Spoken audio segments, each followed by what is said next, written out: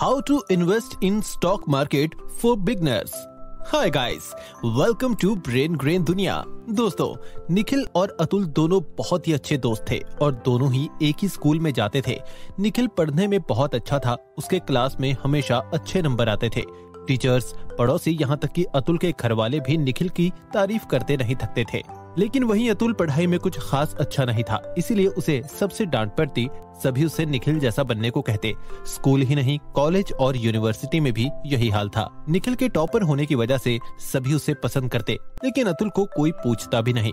जब दोनों अपने कॉलेज के फाइनल ईयर में थे तो स्टार्टिंग से अच्छे नंबर लाने की वजह से निखिल को अच्छी कंपनी में प्लेसमेंट मिल जाती है, जबकि अतुल के ग्रेड्स खराब होने की वजह से उसे हर कंपनी से रिजेक्शन ही मिल रही थी। पर काफी कंपनी से रिजेक्ट होने के बाद एक छोटी सी कंपनी अतुल को अपने यहाँ छोटी सी पोस्ट पे रख लेती है। स्कूल में पीछे, कॉलेज में पीछे, यहाँ तक कि अब जॉब में भी अतुल निखिल से पीछे ही रह गया था। कॉलेज पूरा होने के बाद दोनों दोस्तों की कोई बातचीत नहीं हुई। एक दिन स्कूल रीयूनियन में सभी पुराने स्टूडेंट्स को बुलाया गया। निखिल और अतुल दोनों रीयूनियन में आए। निखिल कैब करके आया था, जबकि अतुल अपने सेडान में आया था। अतुल की कार देखकर सभी हैरान हो गए और सबसे ज्यादा हैरानी तो निखिल को हुई। निखिल सोचने लगा, इतने सारे पैसे आखिर अतुल के पास कहाँ से आए। जब सारे दोस्त बैठे तभी निखिल ने अतुल से पूछा, अतुल तू इतना अमीर कैसे हो गया यार? मुझे याद है तुझे तो प्लेसमेंट भी एक छोटी सी कंपनी में मिली थी, फिर ये मिरेकल कैसे हुआ? कहीं तूने स्कैमिंग या गैम्बलिंग तो नहीं शुरू कर दी? निखिल की बात पर अतुल कहता है, अरे नहीं यार, मैंने गैम्बलिंग नहीं की और ना ही पैसे कमाने के लिए कोई गलत तरीका अपनाया है, बल्कि मेरा काम तो बहुत सिंपल है। मैं कुछ नहीं करता, बल्कि मैं अपने पैसों को काम पर लगाता हूँ, जिससे वो मेरे लिए और पैसे बनाते हैं। मैं एक इन्वेस्टर हूँ, मैं अलग अलग बिजनेस और कंपनीज में पैसे लगाता हूँ। मैंने तो उस कंपनी में भी पैसे इन्वेस्ट किए हुए हैं जिसमें तू काम करता है, और आज मैं जहाँ हूँ वो मेरे इन्वेस्टमेंट का रिजल्ट है। अतुल की बात सुनकर निखिल और क्यूरियस हो जाता है और उससे पूछने लगता है, भाई तो एक बात बता, हमारी फैमिली में तो बचपन से ही यही सिखाया जाता है कि अच्छे से पढ़ाई करो, अच्छे मार्क्स लाओ और फिर एक स्टेबल जॉब ढूंढ लो।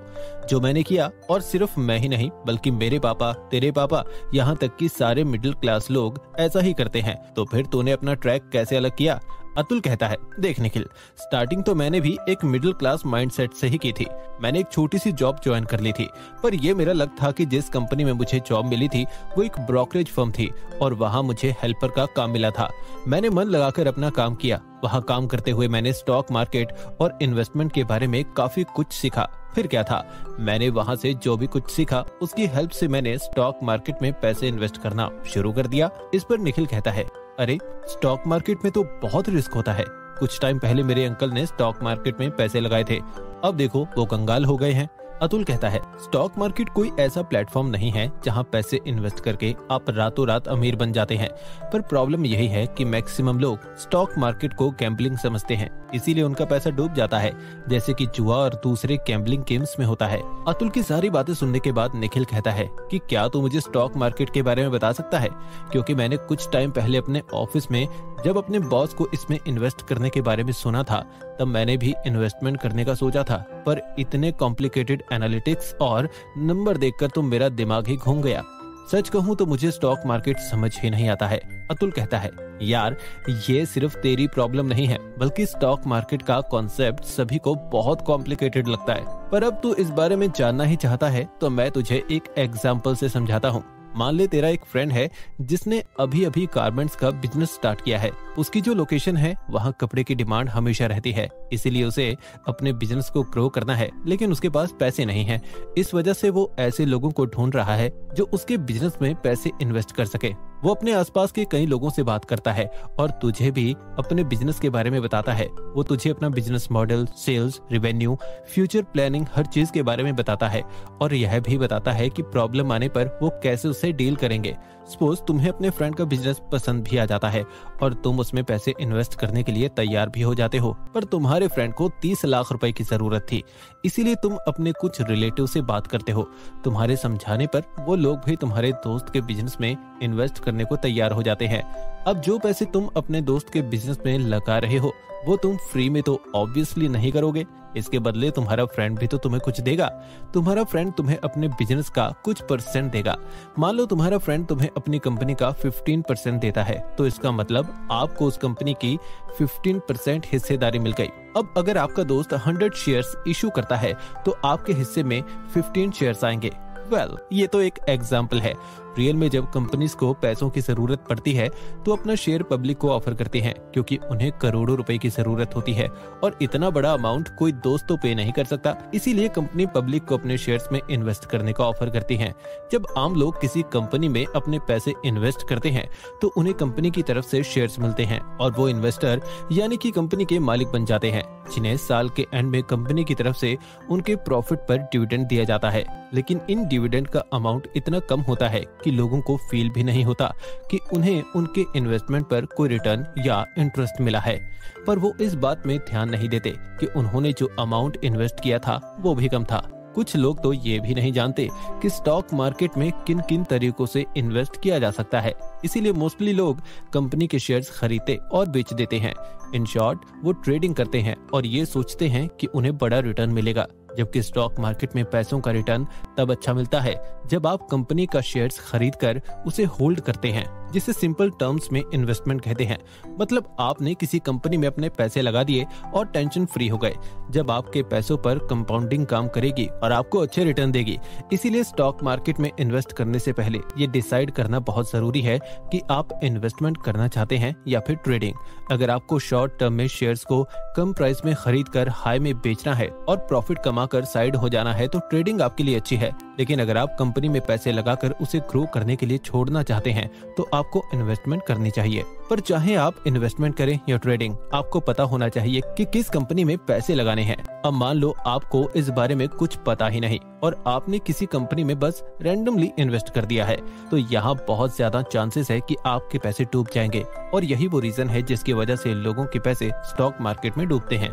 इसीलिए स्टॉक मार्केट में इन्वेस्ट करने के लिए सबसे पहले आपको सीखना होगा कि सही कंपनी कैसे चुनना है, क्योंकि इस स्टेज में भी बहुत से लोग गलती कर जाते हैं। उन्हें किस कंपनी में इन्वेस्ट करना चाहिए, इसका सजेशन वो दूसरों से लेते हैं, खासकर उनसे जिन्हें इन्वेस्टमेंट के बारे में कुछ पता ही नहीं होता। कुछ लोग तो इन्वेस्टमेंट करते टाइम वॉरेन बफे, रे डैलियो जैसे बेस्ट इन्वेस्टर्स के पोर्टफोलियो को कॉपी करते हैं और उन कंपनीज में इन्वेस्ट करते हैं जो फेमस इन्वेस्टर्स ने कर रखा है।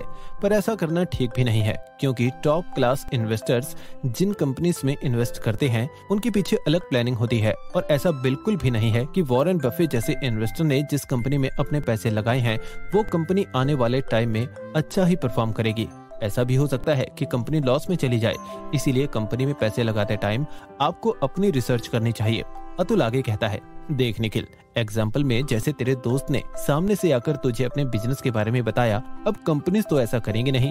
कंपनी तो तुझे खुद ढूंढनी पड़ेगी और कंपनी ढूंढना उतना मुश्किल भी नहीं है जितना कि तुझे लगता है, क्योंकि अगर तू अपने आसपास ही देखेगा तो तुझे बहुत सी कंपनीज मिल जाएंगी। तुझे कॉफी पीना पसंद है ना, तो तू उसमें ही पैसे इन्वेस्ट क्यों नहीं कर देता?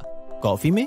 अरे कॉफी मतलब नेस्ले में। जिस कंपनी की तू कॉफी पीता है तो उसमें ही पैसे इन्वेस्ट कर दे, क्योंकि तू इस कंपनी का रेगुलर कस्टमर है तो तुझे पता है कि कंपनी अच्छा परफॉर्म कर रही है। अब अगर किसी दिन कंपनी में कुछ होता है तो तुझे उसके बारे में पता चल जाएगा। इसके अलावा आईटीसी, टाटा, रिलायंस, हिंदुस्तान यूनिलीवर, जिन भी कंपनीज के बारे में तुझे पता है, तुझे उनमें ही अपने पैसे इन्वेस्ट करने चाहिए।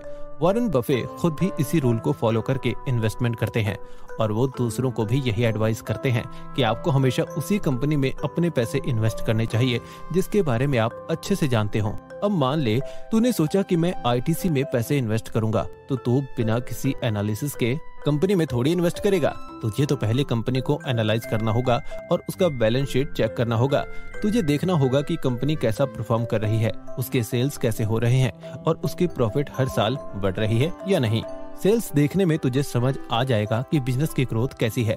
पर सिर्फ इससे तो कुछ डिसाइड नहीं होता, क्योंकि सेल्स के एक्सपेंसेस माइनस करने के बाद ही नेट प्रॉफिट निकलता है। इसीलिए प्रॉफिट के ट्रेंड को भी देखना जरूरी है, क्योंकि हम लॉन्ग टर्म इन्वेस्टमेंट के बारे में सोच रहे हैं। इसीलिए सेल्स और प्रॉफिट को एनालाइज करने के साथ तुझे डिविडेंड पे आउट रेशो भी चेक करना होगा। इससे ये पता चलेगा कि कंपनी अपने इन्वेस्टर्स को ईयर एंड में कितना डिविडेंड देती है। तो जो कंपनी अच्छा सेल्स करे, जिसकी प्रॉफिट ट्रेंड अच्छी हो और जो डिविडेंड भी अच्छा पे करती हो, तुझे उस कंपनी में इन्वेस्ट कर देना है। अतुल की सारी बातें सुनने के बाद निखिल कहता है, यह सब तो मैं समझ गया, पर मैं किसी कंपनी में पैसे कैसे लगाऊंगा, क्योंकि लास्ट टाइम तो मैंने अपने दोस्त से ये काम करवाया था। तो इस पर अतुल उससे कहता है, स्टॉक मार्केट में पैसे इन्वेस्ट करना बहुत ईजी है। टेक्नोलॉजी एडवांसमेंट की वजह से तो अब कोई खास पेपर वर्क की भी जरूरत नहीं पड़ती है। जिस तरह बैंक में पैसे जमा करने के लिए सेविंग अकाउंट ओपन करना पड़ता है, ठीक वैसे ही कंपनी में इन्वेस्ट करने के लिए डीमैट अकाउंट ओपन करना पड़ता है, जो तू इजीली अपने बैंक या फिर किसी इन्वेस्टमेंट प्लेटफॉर्म जैसे ग्रो, अपस्टॉक, एंजल वन का यूज कर सकता है। अकाउंट बनाने के बाद तुझे कंपनी ढूंढनी है और उसके शेयर्स खरीद कर रख लेना है। बस तेरा काम हो गया, बाकी का सारा काम कंपनी करेगी। तू सिर्फ पैसे गिनना, जैसे दुनिया के ज्यादातर इन्वेस्टर्स और बिजनेसमैन गिनते हैं। सो गाइस, इस वीडियो को देखने के बाद आपको स्टॉक मार्केट का पूरा कॉन्सेप्ट समझ आ ही गया होगा। मुझे नहीं लगता कि अब आपको स्टॉक मार्केट में इन्वेस्ट करने में किसी भी तरह की कोई प्रॉब्लम आएगी। Thank you brain grain family. अगर आपको ये वीडियो पसंद आई तो वीडियो को लाइक और चैनल को इमीडिएटली सब्सक्राइब जरूर कर दें। और अगर कोई ऐसा टॉपिक जिस पर आप हमारी वीडियो देखना चाहते हैं तो हमें कमेंट्स करके जरूर बताइएगा। जल्द ही मिलते हैं एक और शानदार वीडियो के साथ। तब तक के लिए गुड बाय।